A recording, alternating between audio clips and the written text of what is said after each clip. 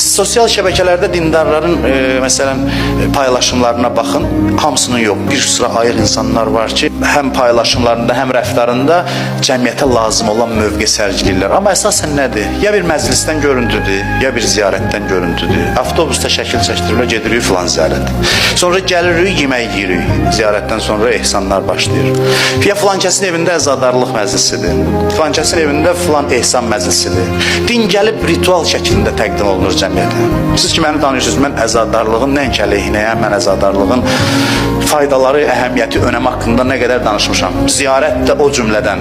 Amma mən istəyirəm ki, dindarlar ziyarətdən qayıdıb gələndə ictimai faydalı olan əməllər görsün və onu təqdim eləsin cəmiyyətə. Elə çıxır ki, dindən uzaq adamlar faydalıdır.